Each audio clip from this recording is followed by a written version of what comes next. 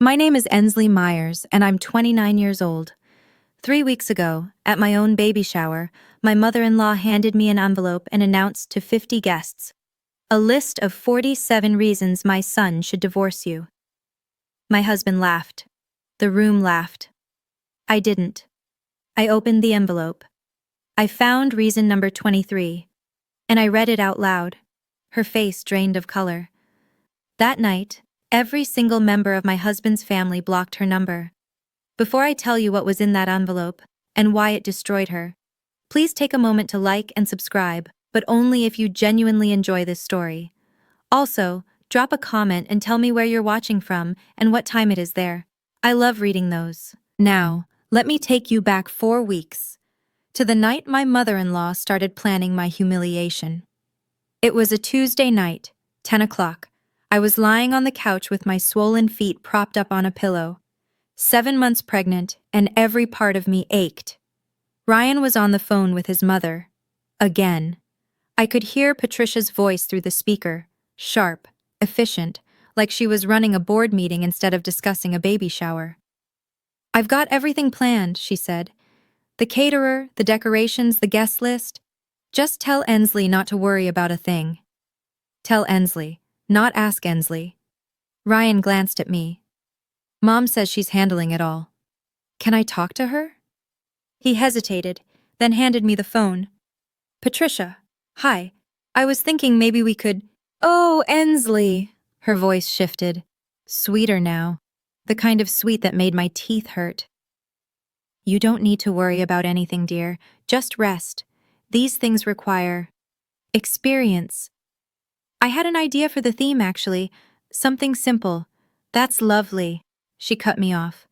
"But I think my concept fits better. You've never planned a large event, have you?" The pause hung there. I knew what she meant, what she always meant. You didn't have a mother to teach you. "I'll handle everything," she continued. "A mother knows best." Before I could respond, she added, "Oh, by the way, I've invited a few of Ryan's old friends, Melissa too. You remember Melissa?" My stomach tightened.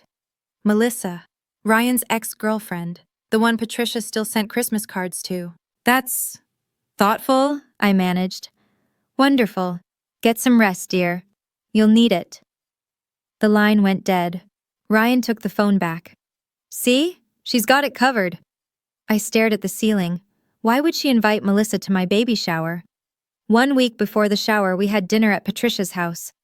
I wore my favorite maternity dress.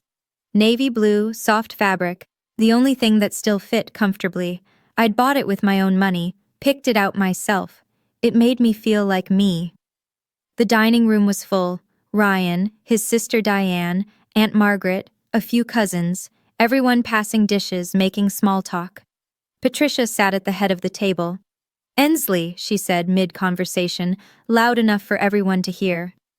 "That dress is interesting." I looked down. "Thank you. Navy is tricky, though." She tilted her head. "Dark colors can make a woman look so heavy, especially when she's carrying." The table went quiet. "I'm comfortable in it," I said. "Of course you are," she smiled. "Comfort is important. I just think, if your mother were here, she might have mentioned that." The silence stretched. Aunt Margaret's fork paused mid-air. Diane stared at her plate. Ryan cleared his throat. "Mom, come on." But he didn't finish. He never finished. I kept my smile in place. "I appreciate the advice, Patricia, but I'm comfortable with who I am." She blinked, then laughed, light, dismissive. "Of course, dear." After dinner, I was washing my hands in the bathroom when Diane slipped in. "Hey." She closed the door behind her. "I'm sorry about her. I know she's been difficult." I met her eyes in the mirror. "It's fine." "It's not." Diane bit her lip. "Listen, there's something I need to tell you, but not here." "What do you mean? Can we meet tomorrow? Just us?" The urgency in her voice made my chest tighten. "Okay," I said. "Tomorrow." She nodded once, then left. What did Ryan's sister know that I didn't? We met at a coffee shop the next morning. Diane was already there when I arrived, stirring a latte she hadn't touched. She looked nervous. That made 2 of us. Thanks for coming, she said as I sat down. You're scaring me a little. What's going on? Diane took a breath. I work at First National, you know that. I handle transactions for the branch. I nodded. Last week I was processing account reviews, routine stuff. She paused. I came across a withdrawal from your joint savings, yours and Ryan's. Okay. $11,000, Ensley. The number hit me like cold water. That's not right. Ryan didn't mention any withdrawal. Because he didn't make it. Diane's voice dropped. The authorization came through a linked account, someone with secondary access. Who has secondary access to our savings? She looked at me, and I knew. Ryan added her years ago, Diane said quietly. Before you were married. For emergencies, he said. Patricia took $11,000 from our account? She didn't take it officially. She transferred it through the linked access. Diane slid a piece of paper across the table. Here's the statement. The date matches her new antique collection she's been bragging about. I stared at the numbers. Black and white. Undeniable. Why are you telling me this? Diane met my eyes. Because it's wrong, and you deserve to know. I folded the paper carefully, slipped it into my purse. Does Ryan know? I don't think so. $11,000. Gone. Without a word to either of us. What are you going to do? Diane asked. I didn't answer. Because I didn't know yet. But I knew one thing. I wasn't going to pretend this was okay. That night, I waited until Ryan got home. Can we talk? He dropped his bag by the door. Sure. Everything okay? Did you know your mom has access to our savings account? He paused. Yeah. I added her years ago, before us. Emergency access. Why? Check the balance. He pulled out his phone, opened the banking app. I watched his face change. What the? There's 11,000 missing. I know. How do you know? Diane told me. She saw the transaction at work. Ryan stared at the screen. Then he called his mother. I listened to his side of the conversation, the confusion, the questions. And then, the shift. She says she borrowed it, he said, hanging up, for my birthday gift. She was going to pay it back. Borrowed. I let the word sit there. Without asking. She said it slipped her mind to mention it. $11,000 slipped her mind? Ensley. He rubbed his face. She said she'll pay it back. Let's not make this a big deal. You know how she gets. There it was. The phrase I'd heard 100 times. You know how she gets. Translation. Don't upset her. Don't challenge her. Keep the peace. Ryan, she took money from our account, without permission. That's not a misunderstanding. She's my mother. And I'm your wife. He sighed, looked at the floor. Please, he said quietly. Just don't bring this up at the baby shower. I don't want drama. I stood there, 7 months pregnant, holding proof his mother had stolen from us. And he was asking me to stay quiet. I guess we'll see, I said. I didn't promise anything, because I was done making promises I couldn't keep. The day before the shower, Patricia called me directly. That almost never happened. Ensley, darling. Her voice was honey over steel. I wanted to confirm a few details. Of course. The photographer needs to know colors for the shots. I've coordinated everything in yellow and cream, so I'll need you to wear something that matches. I looked at the dusty rose dress hanging in my closet, the one I'd already chosen. I have a dress picked out. Dusty rose. Silence. Then, oh, is that a problem? Well, she laughed lightly.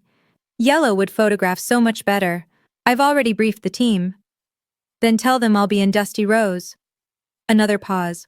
Longer this time. Of course, dear. The sweetness curdled. Whatever makes you comfortable.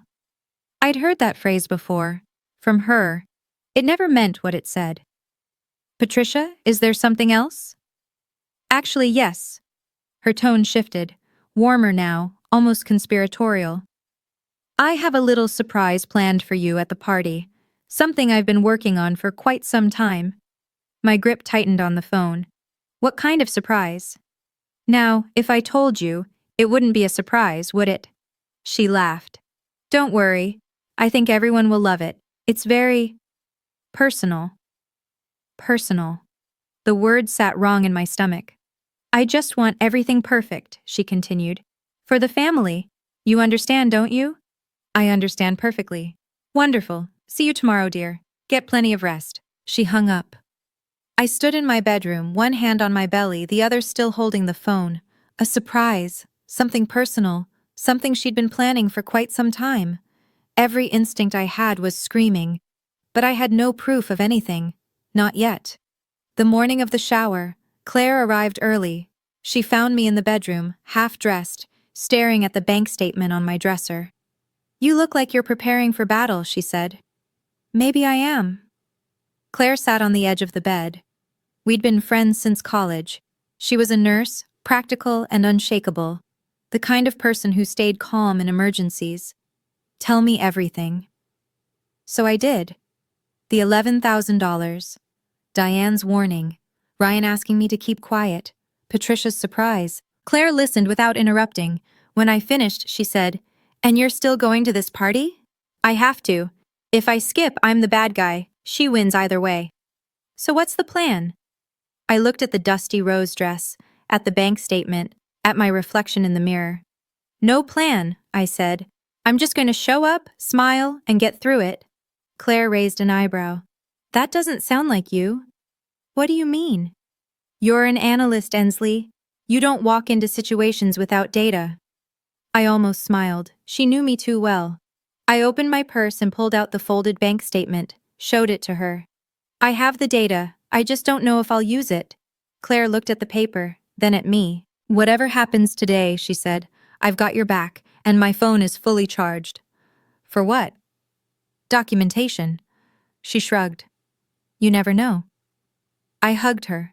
For a moment, I felt less alone. Thank you. Don't thank me yet. She pulled back, grinning. Let's go watch your mother-in-law's surprise. I have a feeling it's going to be memorable. She had no idea how right she was. Patricia's house looked like a magazine spread. Yellow and white balloons clustered in archways. Streamers caught the afternoon light. A banner over the fireplace read, Welcome Baby Myers, in gold cursive. 50 guests milled about with champagne and finger foods. Cousins, aunts, family friends. Some I knew, most I didn't. It was beautiful, and not a single detail had been run by me. Ryan squeezed my hand as we walked in. See, Mom really outdid herself. I nodded, smiled, said nothing. The first person I noticed was Melissa. She stood near the gift table, blonde hair perfect, wearing a yellow dress that matched the decorations exactly. When she saw me, she smiled, slow and knowing. Had Patricia coordinated their outfits? Ensley, there you are! Patricia swept toward us, arms outstretched. She wore cream silk, pearls at her throat. Picture-perfect hostess. She pulled me into a hug, close, tight. Our beautiful mama-to-be, she announced to the room. Everyone applauded. But as she held me, she whispered, Glad you didn't wear yellow. Makes things easier. Before I could ask what she meant, she released me and turned to greet another guest. Makes things easier. I found Claire across the room. She raised her eyebrows in a silent question. I shook my head slightly. The next hour was a blur of small talk and forced smiles. Every few minutes I caught Patricia watching me, pleased, anticipatory. Then, at exactly 3 o'clock, she clinked a fork against her champagne glass. The room fell quiet.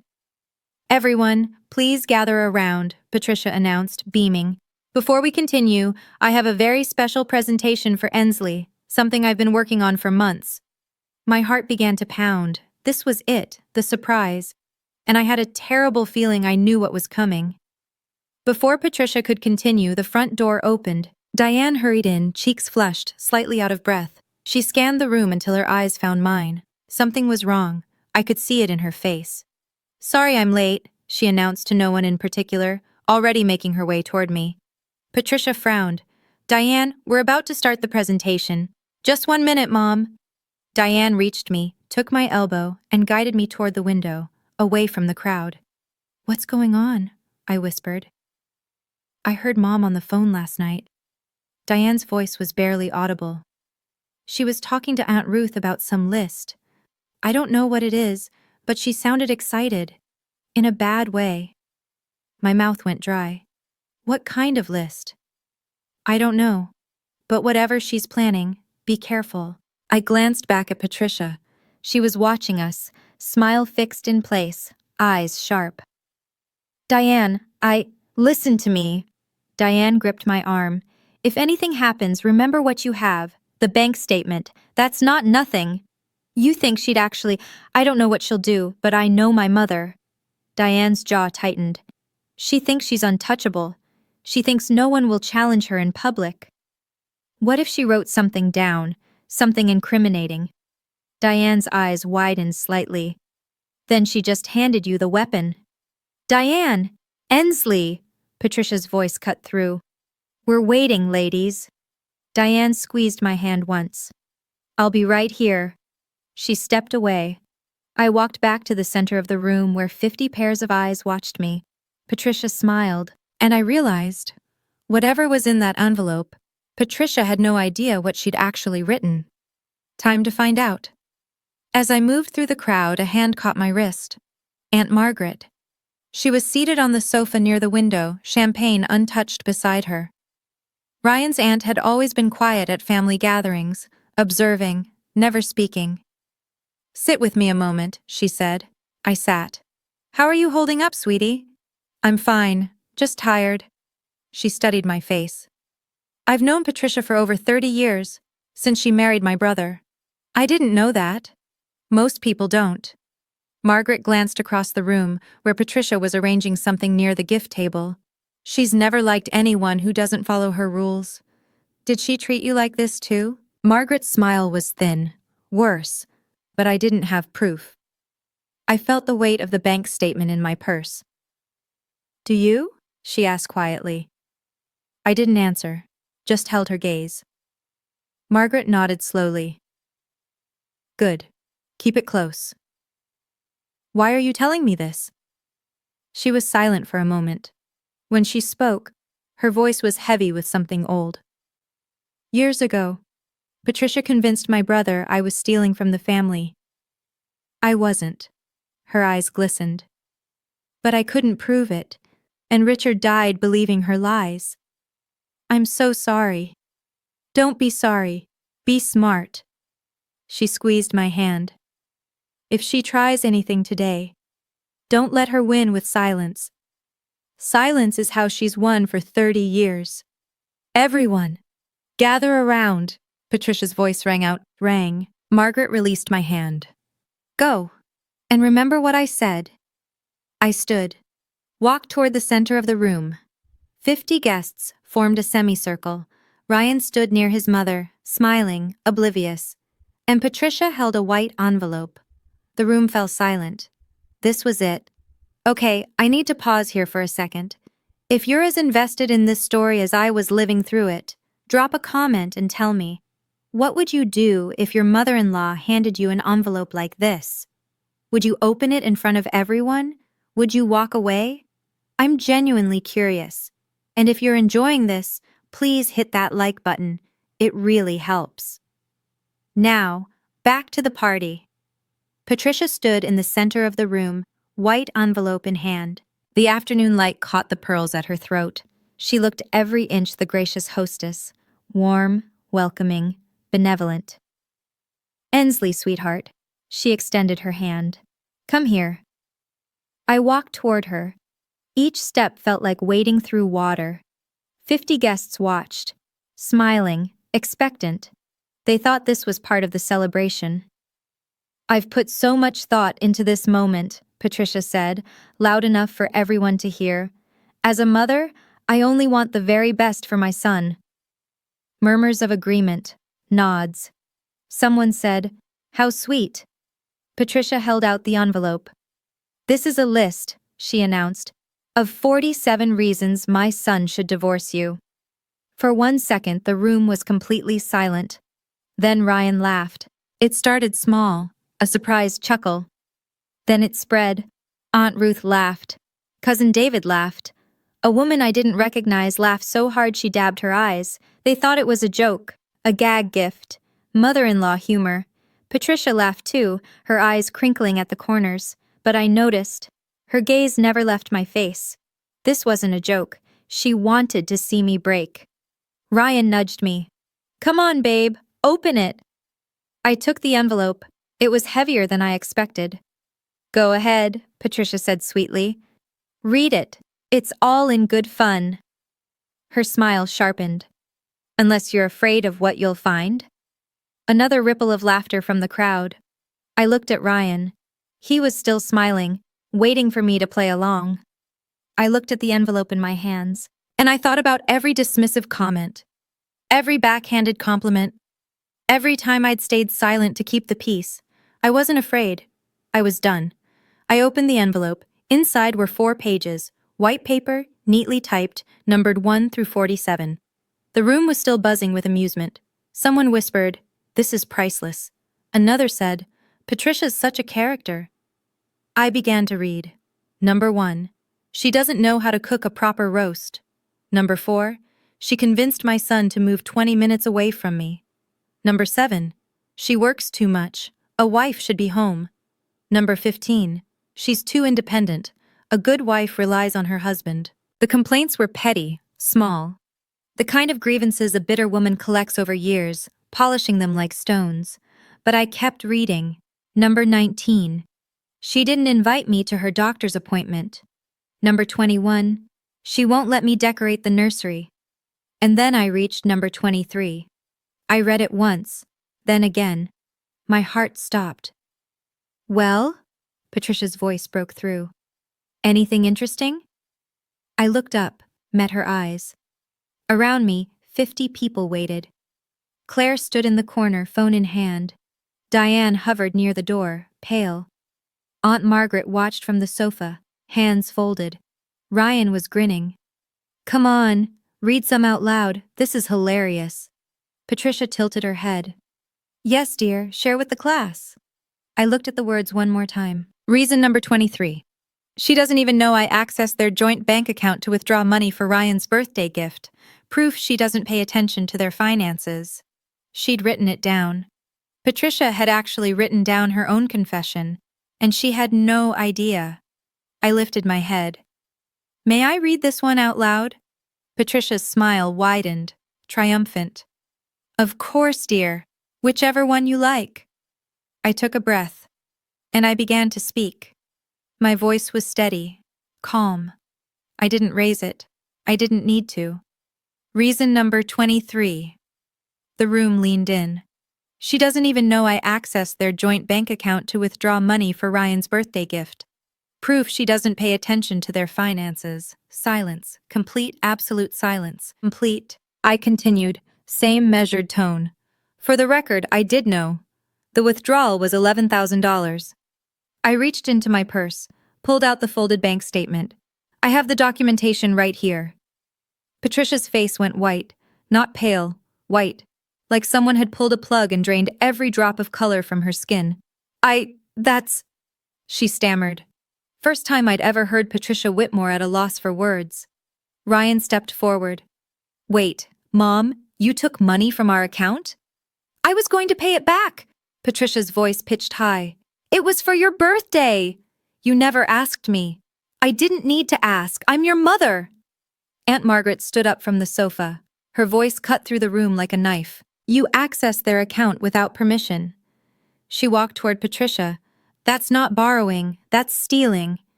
The whispers started, low at first, then louder. $11,000? Without telling them? She wrote it down? I stood perfectly still. I hadn't accused anyone, hadn't raised my voice, hadn't made a scene. I'd simply read her own words back to her. Patricia spun around, searching for allies. But everywhere she looked, she found only stares. Shock. Disgust. Diane stepped forward. "It's true. I work at the bank. I saw the transaction myself." "Diane!" Patricia's voice cracked. "You're siding with her?" I'm siding with the truth, Mom. The room erupted. Everything happened at once, voices overlapped, questions fired from every direction. How long has this been going on? Did Ryan know? Is this why she's been so hostile? Patricia stood frozen in the middle of the chaos, mouth opening and closing like a fish pulled from water. Aunt Margaret wasn't finished. This isn't the first time, is it, Patricia? The room went quiet again. Margaret walked closer. 30 years of silence burned in her eyes. You told my brother I was stealing from the family. Her voice shook. I never stole a thing, but Richard believed you. He died believing your lies. Gasps scattered through the crowd. A cousin spoke up. David, Patricia's own nephew. Wait, is that why Dad stopped talking to Aunt Margaret? She made it up. Margaret's tears spilled over now. All of it, and I spent decades being treated like a criminal. Patricia's composure crumbled. That was different. Different how? Margaret cut her off. You lied about me. Now you've stolen from your own son. And then you wrote it down. Movement near the gift table. Melissa stepped forward. Mrs. Whitmore. Her voice was quiet but carried. You told me you invited me because Ensley wanted old friends here. That wasn't true, was it? Another murmur swept the room.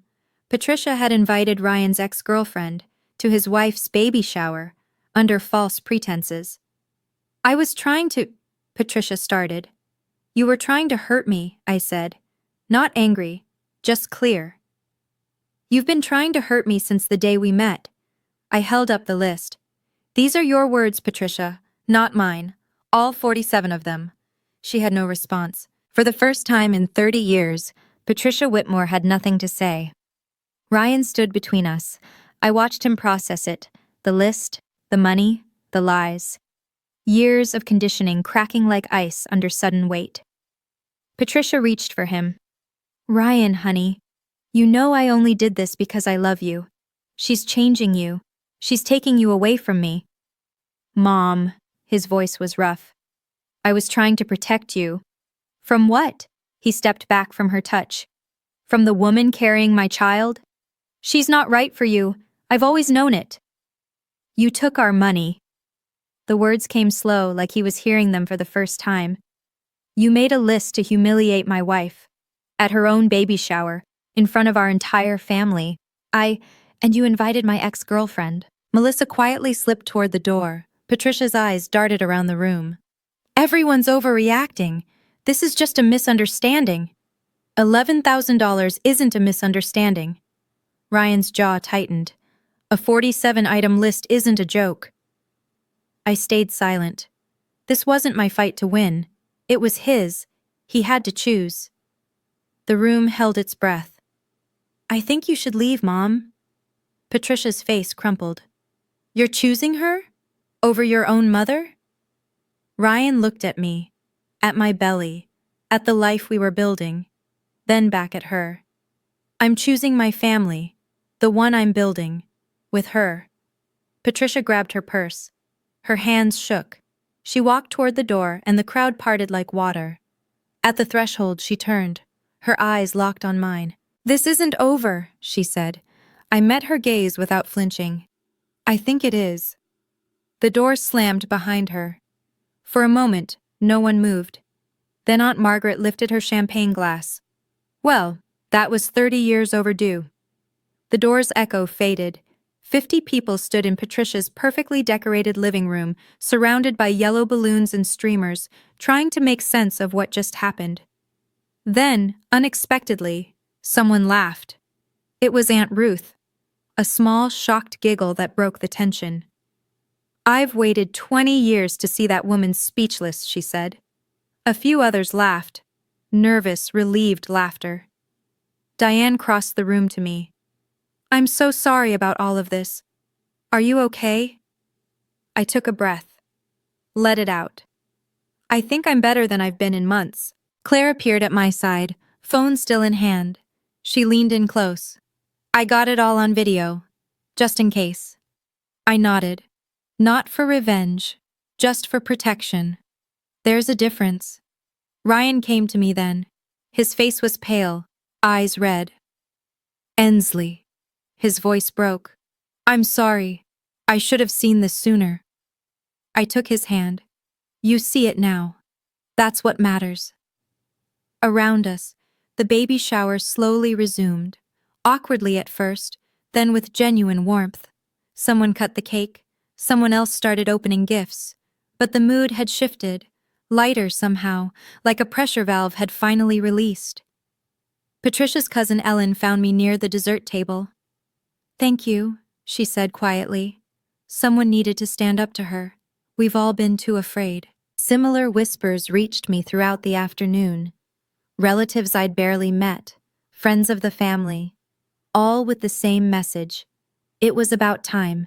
I didn't expose her. She exposed herself. I just read what she wrote. By the time we left that evening, I realized something had changed. For the first time since I'd married Ryan, I didn't feel like an outsider in his family. I felt like I belonged.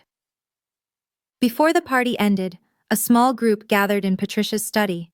Ryan, me, Diane, Aunt Margaret. The door closed behind us. We need to talk about next steps, Margaret said. Ryan sat on the edge of Patricia's desk, the desk where she probably typed that list.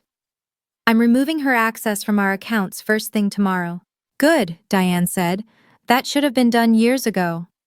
And the 11,000? I asked. Diane pulled out her phone, checking something. Legally, you have options. The withdrawal was unauthorized. You could pursue it. I don't want to sue her. I shook my head. I just want boundaries. Then make them clear. Margaret's voice was firm. In writing, no more family favors, no more access to your finances, your home, or your decisions, not until she earns it back. Ryan nodded slowly. I'll send her an email, lay it all out. No contact until she apologizes and pays back the money. An actual apology, Diane added. Not her usual, I'm sorry you feel that way nonsense. And the baby shower?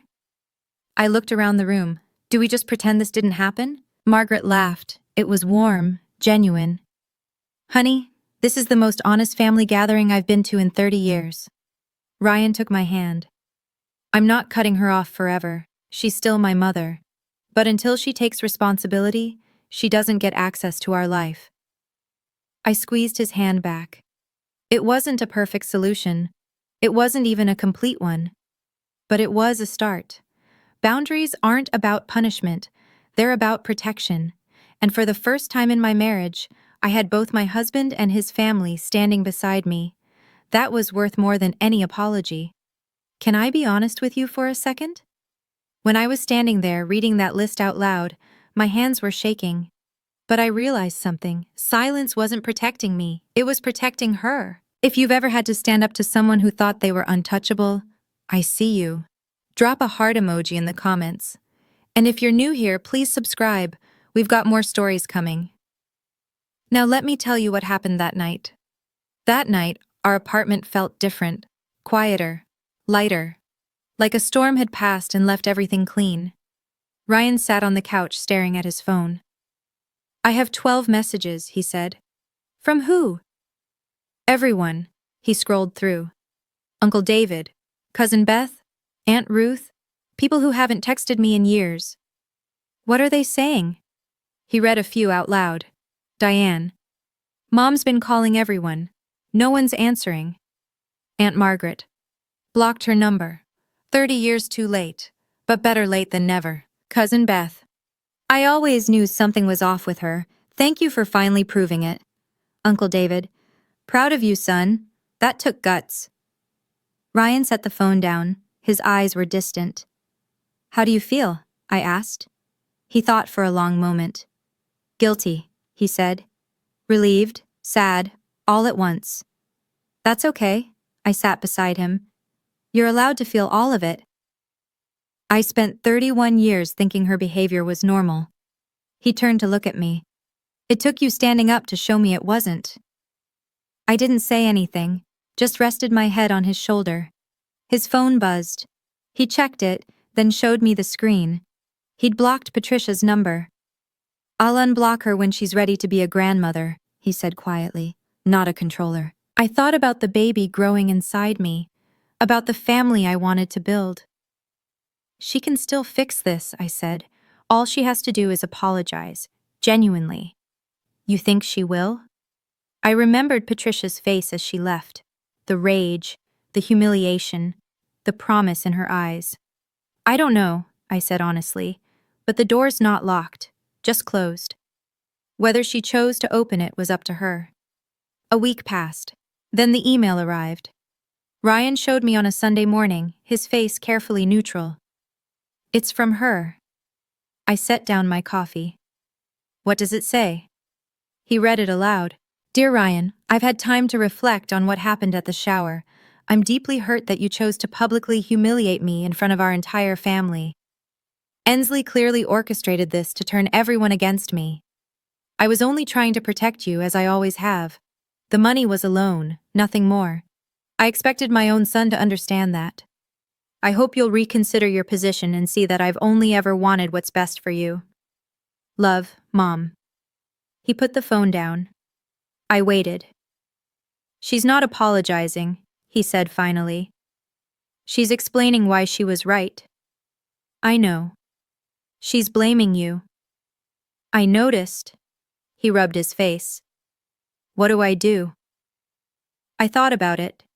About Patricia. About second chances.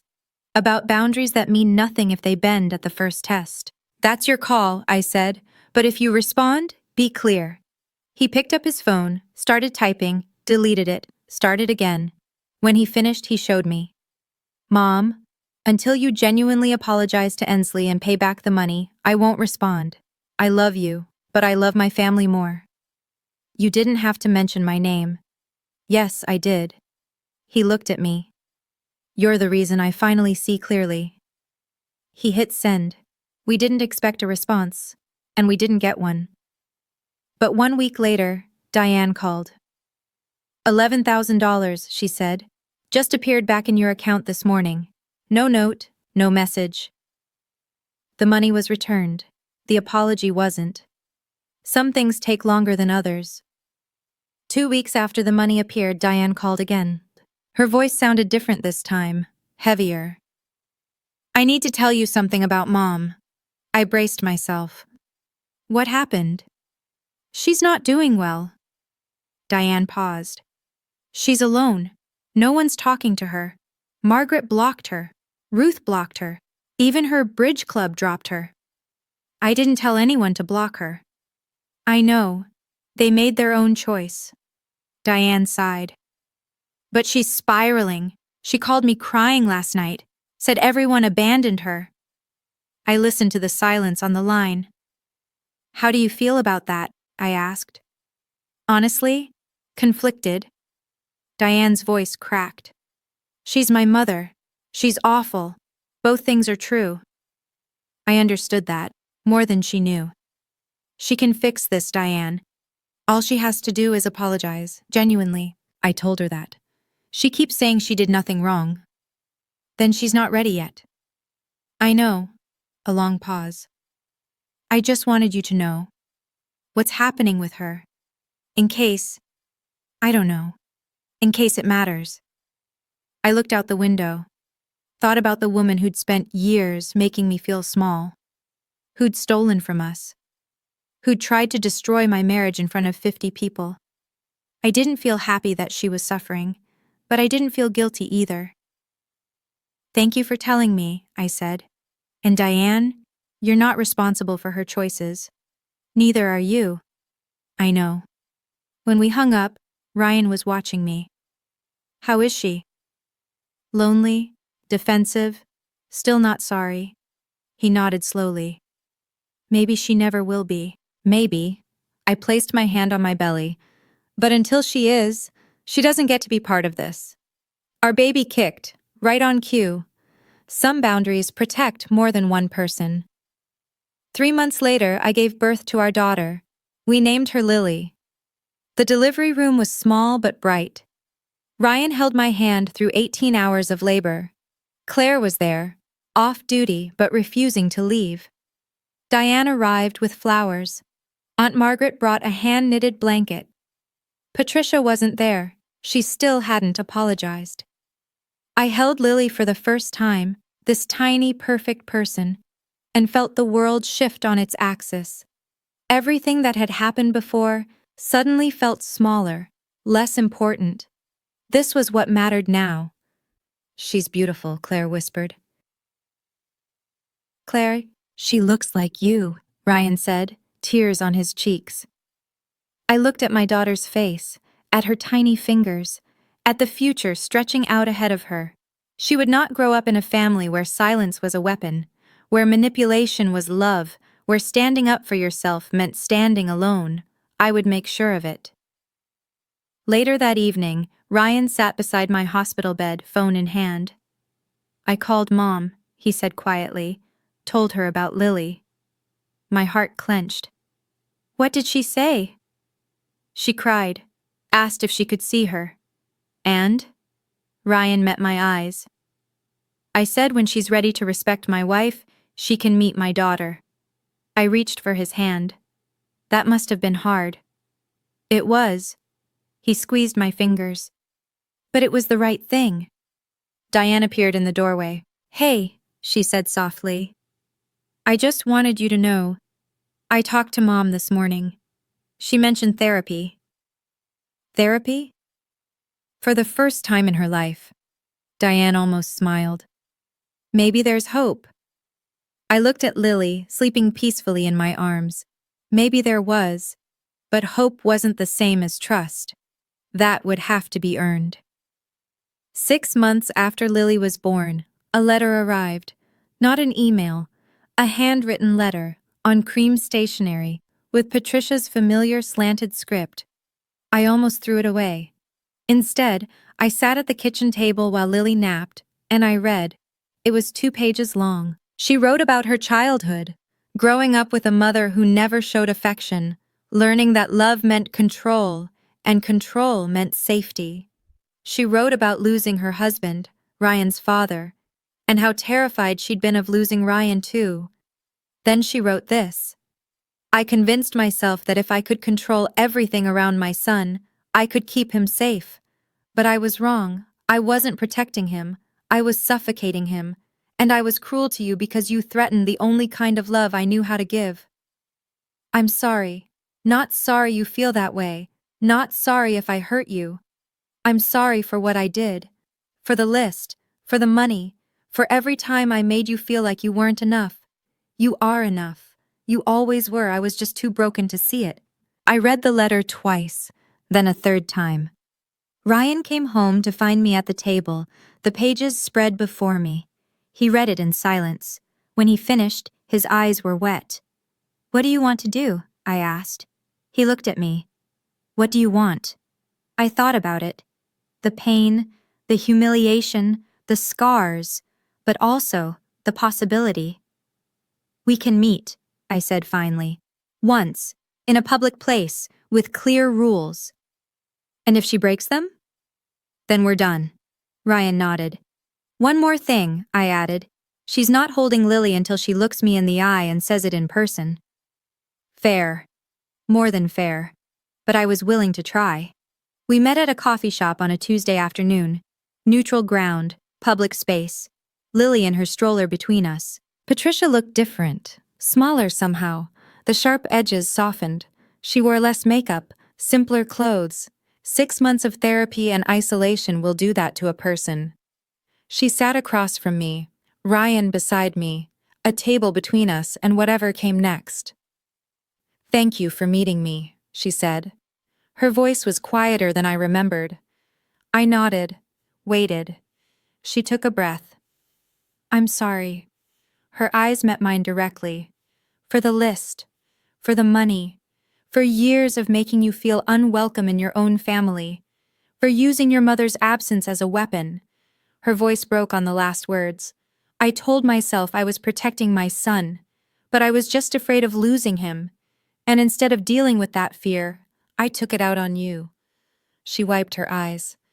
"You didn't deserve any of it. And I'm sorry." The coffee shop hummed around us. Normal people having normal conversations. No idea about the history sitting at our table. Thank you for saying that, I said. Patricia's hands trembled on the table. She glanced at the stroller. Can I see her? I looked at Ryan. He gave a small nod. I turned Lily's stroller so Patricia could see. Her granddaughter. 6 months old. Sleeping peacefully. Patricia's face crumpled. Tears streamed down her cheeks. She's beautiful. Would you like to hold her? The words surprised even me. Patricia looked at me, startled, hopeful, terrified. Are you sure? I lifted Lily from the stroller, placed her gently in her grandmother's arms. Patricia held her like something precious and fragile, which she was. I watched them together. The woman who had tried to destroy my marriage, holding my daughter. I hadn't forgiven her completely. Maybe I never would.